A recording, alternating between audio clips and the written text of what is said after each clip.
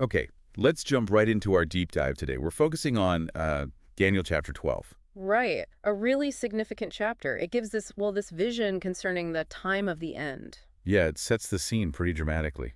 It opens with a figure, Michael, the great prince. And his role is specific, protecting Daniel's people.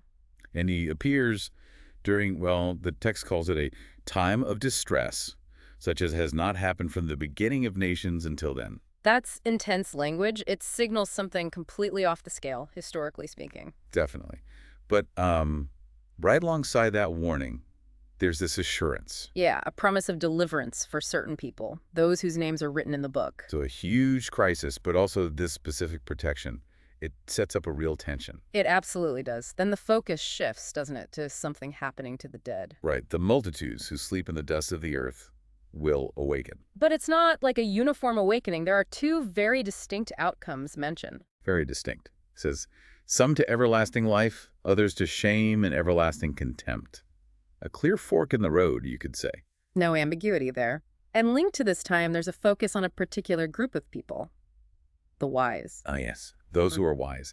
It says they will shine like the brightness of the heavens. And even more so for those who actively lead many to righteousness.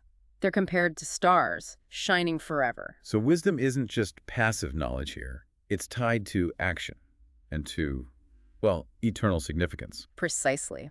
Which brings us to the nature of this knowledge itself. Daniel gets an instruction about the prophecy, He's told to close up and seal the words of the scroll until the time of the end. which suggests, full understanding isn't possible until that future point. And interestingly, it adds that at that time, many will go here and there to increase knowledge, like a surge in seeking understanding. Seems like it. An intense period of searching, maybe trying to figure things out as events unfold. Which connects to Daniel's own confusion later. He sees these figures.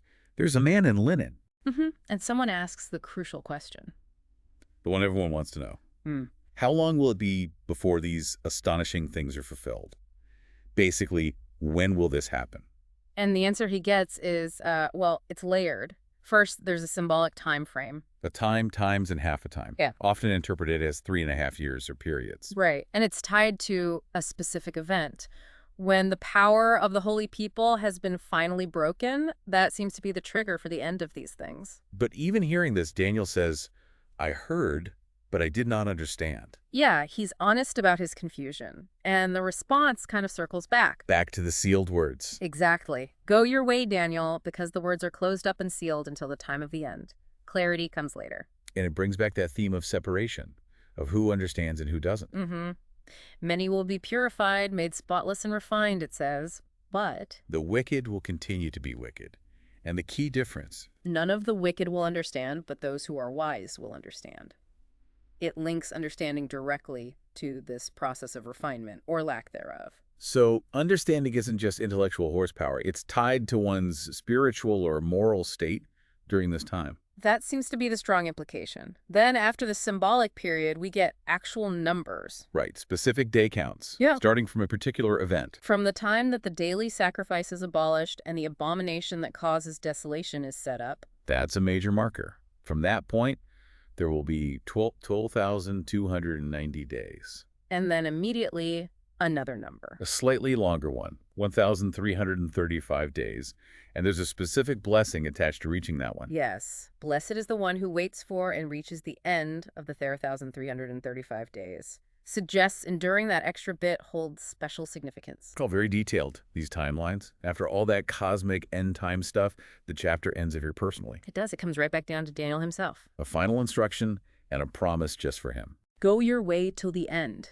You will rest. And then at the end of the days, you will rise to receive your allotted inheritance. Wow. So a personal assurance of rest and reward for him after grappling with all this heavy prophecy. A comforting end note for him, definitely. Okay, so recapping quickly, we saw this unparalleled time of distress, Michael's role, the awakening with two destinies, the emphasis on the wise who understand and act, the sealed nature of the prophecy. The mysterious timelines, symbolic and numerical, linked to specific events, and that final personal promise to Daniel.